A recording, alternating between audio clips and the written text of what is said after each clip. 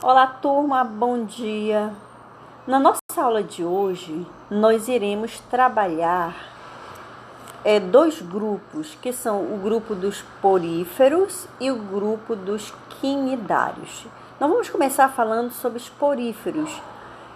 Os poríferos, embora eles se pareçam, assim, uma característica semelhante à dos vegetais, mas eles estão inseridos no grupo dos animais.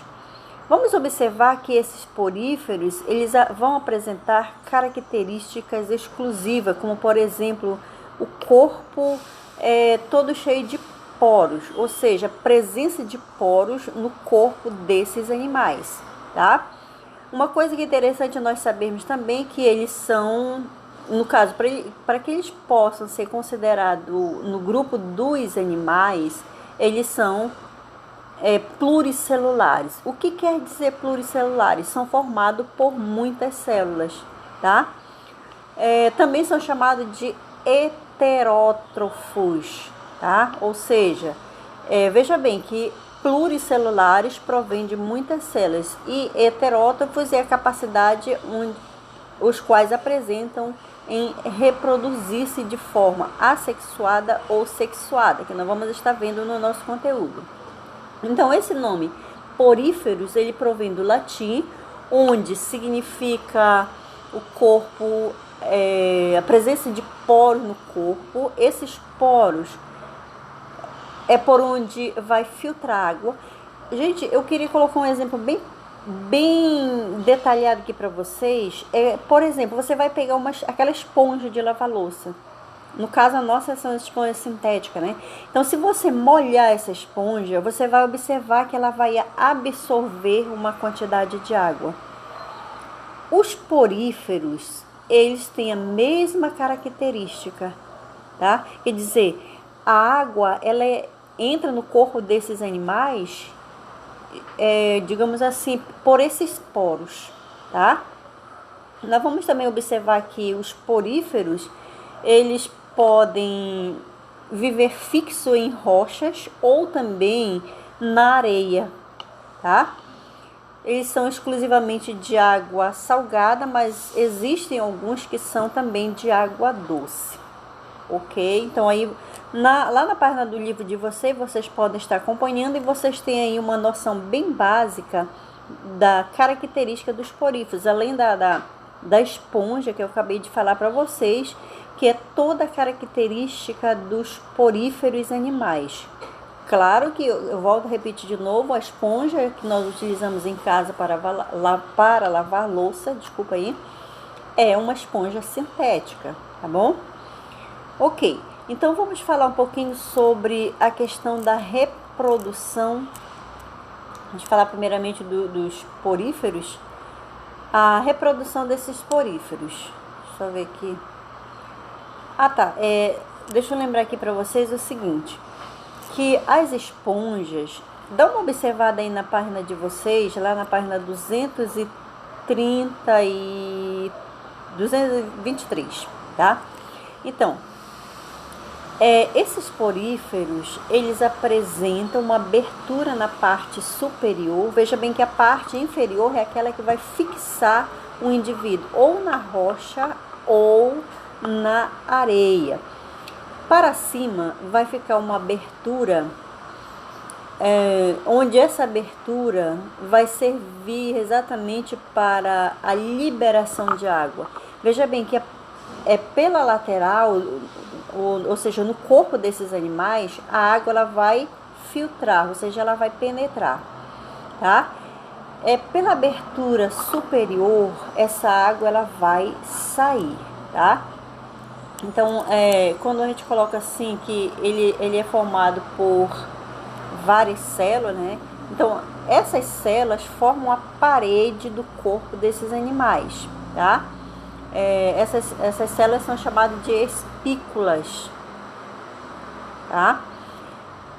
Com relação à abertura superior, ela é chamada de ósculo. Você observa aí na imagem do seu livro, essa setinha vermelha aí, tá? É por onde a água vai sair. Então, ela penetrou pelos poros, tá? Essas pequenas aberturas, e vai sair exatamente pelo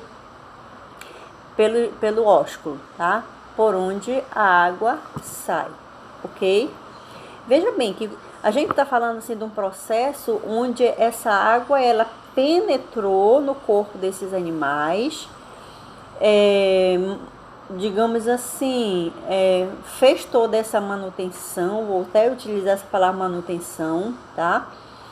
E depois a água ela vai ter que sair, então é exatamente pelo ósculo que ela vai sair, tá? Então a cavidade oca do corpo desses animais, ela é chamada de átrio, tá? Então essa parte, digamos assim, essa parte lateral, no caso aí vocês podem estar acompanhando no livro de vocês. Só para esclarecer um pouquinho mais, então a gente vai perceber que os poríferos, eles filtram a água, ou seja, o alimento presente na água, tá? Porque aí você poderia estar me perguntando assim, se eles são semelhantes a uma esponja, então como é que eles vão se alimentar? Então eles vão retirar o alimento presente na água. Então, a partir daí, ocorre a troca gasosa durante a entrada e saída digamos assim, da água no corpo desses animais, tá? Então a água, ela entra pelos poros. Nesse momento, o oxigênio nela dissolvido, ele é captado, tá? Então absorveu a água, ali temos a presença de oxigênio dissolvido, então vai nutrir o corpo desses animais, porque vai servir de alimento para esses animais. Depois, a saída dessa água, ela já sai, ou seja, o gás carbônico é retirado das células, é liberado para a água, tá? Ou seja, é eliminado através do ósculo.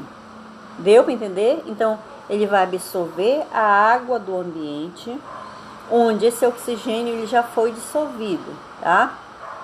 Então, vai ocorrer no interior do corpo do animal, vai acontecer a troca gasosa, onde essa troca gasosa ela vai ser eliminada também pelo ósculo, visto que esses animais eles não apresentam o ânus para liberação de seu resíduo. Então, vai sair também pelo ósculo, ok?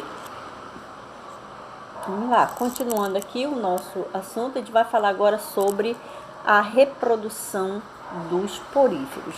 Os poríferos, eles podem apresentar a reprodução do tipo sexuada ou a assexuada. Como é que nós vamos diferenciar esse tipo de reprodução?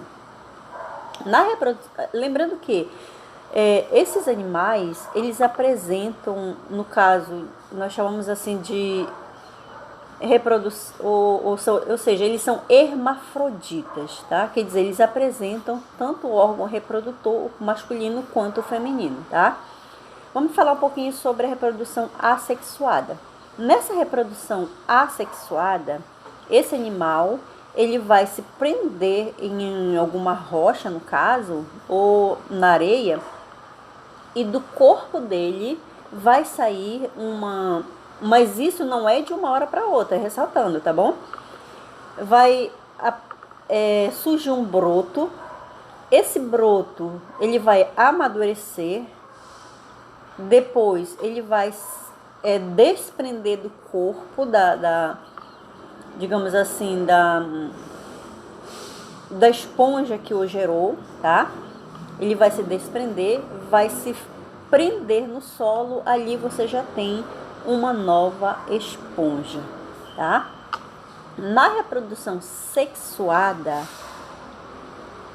vai acontecer a troca de material genético. Ou seja, como é que vai acontecer? Vai ser preciso duas esponjas, no caso a esponja masculina e a esponja feminina, tá? Onde a masculina produz a célula reprodutora masculina, que é o espermatozoide, libera para a outra célula, outra esponja feminina, que ela possui o óvulo, no caso, né? Aí acontece a fecundação. Quando esta esponja ela já está fecundada, acontece o processo de maturação, esses óvulos vão amadurecer. Depois que estiverem maduro, eles são liberados novamente pelo ósculo, tá?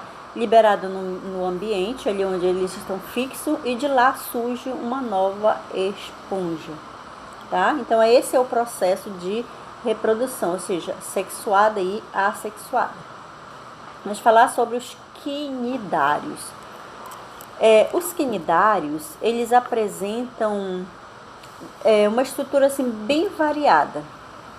A gente falava ainda agora há pouco dos espongiários, que o corpo deles é parecido uma esponja. Dos quinidários, eles já apresentam o formato do corpo variado, tá? Então, o filo dos quinidários é composto por organismo que vive exclusivamente em ambiente aquático, e a maioria das espécies é de água salgada, tá? A gente vai observar também o seguinte, que eles apresentam formas, como eu já falei para vocês, variada, tá? Vivem praticamente isolados, mas também em algumas situações formando colônias. De acordo com o corpo dos quinidários, eles podem ser do tipo medusa, tá? Pólipo ou medusa. A gente vai já ver esse formato. O que é um pólipo? O que é uma medusa? Então, esses pólipos, eles apresentam o corpo cilíndrico com a boca voltada para cima. Dá uma observada aí na imagem do livro de vocês, que você tem aí essa estrutura como se fosse assim, a aparência de um girassol, tá? Então, essa estrutura aí que aparece circular é a estrutura que funciona como se fosse boca, tá? Então, essa estrutura é voltada para cima, e eles podem viver, como eu já falei para vocês, fixo ou ter vida livre, tá? As medusas, elas já lembram mais ou menos assim, o formato de um guarda-chuva. Vamos ver aqui a imagem dela. Aqui, ó, tá? Elas apresentam o formato de um guarda-chuva. Aí você vai verificar o seguinte, que essas medusas, elas apresentam a estrutura do corpo delas, uma célula, esta célula urticante. Qual é a função dessa célula urticante? Por exemplo, elas vão liberar uma substância, onde essa substância ela pode paralisar as suas presas. Aí você vai observar que elas apresentam esses tentáculos. Para que servem esses tentáculos? Exatamente, quando a sua presa ela está paralisada, ela vai, captura com esses tentáculos e leva o alimento para a boca, tá? Então, essa a principal função. Agora, só com um pequeno detalhe, a gente vai observar o seguinte, que vamos supor assim, se uma pessoa entrar em contato com essas células, o que vai acontecer? Ela vai provocar reações como se fossem assim, queimaduras, tá? Isso aí principalmente as águas vivas que estão nesse grupo aí. E geralmente a gente vai perceber assim, que dependendo também do tipo de água, elas podem apresentar uma coloração transparente, seria a forma mais não quero dizer que não existam outras colorações também, porque existe, mas a maioria delas são transparentes, exatamente como uma forma de sobrevivência, tá bom? Vamos falar também sobre a reprodução desses quinidários. Você vai observar o seguinte, que os quinidários também apresentam a forma sexuada e assexuada. No primeiro exemplo, aí do livro de vocês, nós estamos observando uma reprodução do tipo sexuada, onde você tem o macho e a fêmea. O macho libera as células reprodutoras masculinas, que são os espermatozoides, e a fêmea libera a célula reprodutora feminina, que são os óvulos, tá? Então, aí você vai estar observando a troca desse material genético, onde a fêmea vai ser fecundada Após essa fecundação, o amadurecimento dessa fecundação, vai surgir uma nova larva e ali você tem um novo indivíduo.